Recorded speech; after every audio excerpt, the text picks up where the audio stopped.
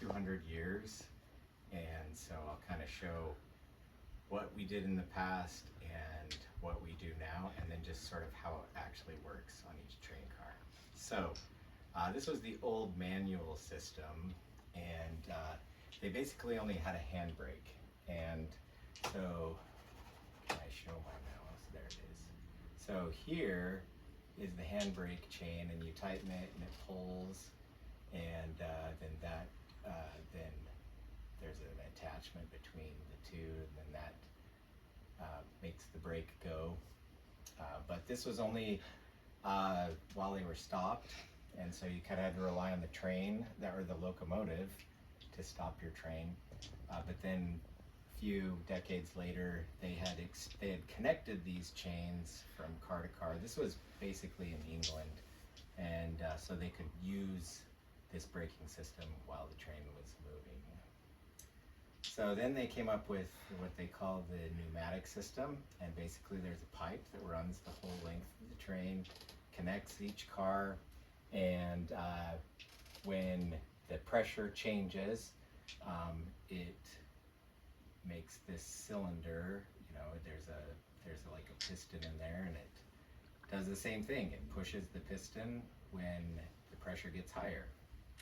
But as you get a long train, like more than about 20 cars, the front half of the train stops, but the back half doesn't, because the pressure can't actuate the brakes throughout the whole train. And if the car gets separated, it basically depressurizes the system, and then you have no braking power anywhere. So that's not very good. So in the early 1900s, Westinghouse came up with a braking system where each car has its own air reservoir, and this air reservoir goes into a valve, and then that valve, so they use the train line again to pressurize the reservoirs, but when the pressure drops in the main train line here, then this valve says, oh, I've got to stop, and then it applies the pressure from the reservoir into this valve. So it doesn't rely on the locomotive to push the piston. So it's called an AB valve, and there's ABD, ABX, different varieties. But basically, when the train is parked, they've pressurized the reservoir, and then they stop the valve, and it pressurizes the piston, and then the brake is set. And so when they want to leave, or when they need to recharge the reservoirs, the valve opens up, and this is why you hear the air sound when the brake gets released, because that air, the spring pushes the air out, and that's then exhausted out. But then when the brakes are applied, there's a negative pressure in that train line, and so then the piston moves this direction, which opens up the valve from the reservoir that goes back into the piston and pushes it against the brakes. So this is a simplified arrangement, yes, of what really happens. This is looking under a typical boxcar, probably 1950s, and we can see all the different parts of the braking system. So I'll just highlight some of the ones that are of importance to this. This is the train line. We've seen that before. This is the valve, so AB, ABD, whatever.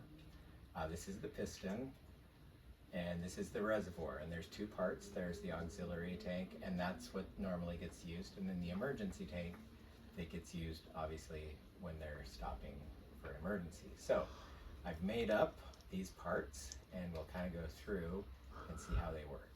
So here we are.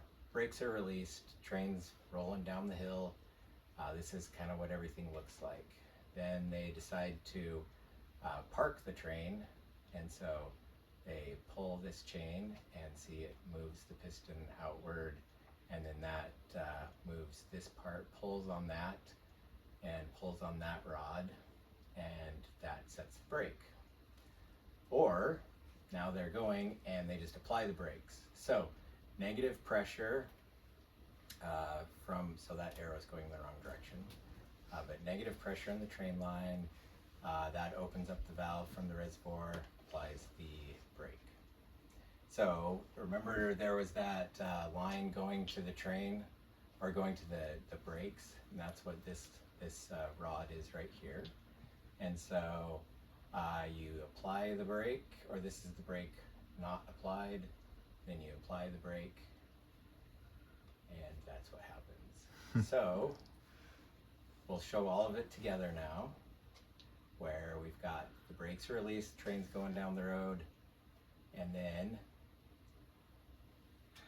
it applied the brake, and there should have been a sound there, but Oh, it might be connected to my Bluetooth headphones or something. okay. Here, go back. I think there's Okay. supposed to be a sound. Now try.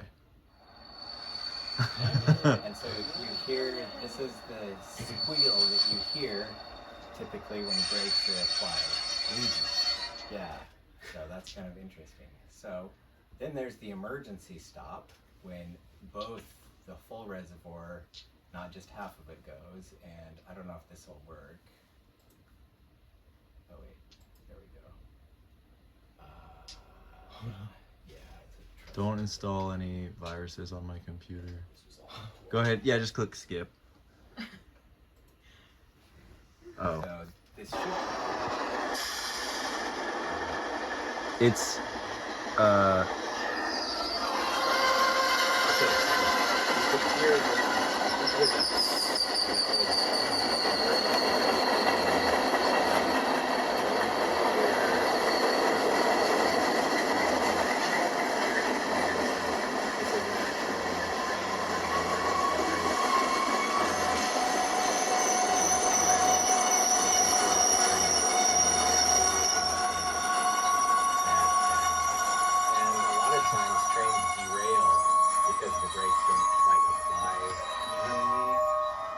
that's why we don't usually use the emergency stop unless the danger of keeping going is worse than the danger of derailing.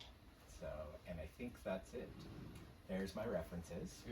hey, And references. you might be interested to know that Did you make all of those little slides, or did you find them somewhere? I made them. Bro. So WABCO there means the Westinghouse Automatic Brake Company. So they're still around. In fact, they they have like a manual. I learned a lot about how brakes work from their manual. So, any questions?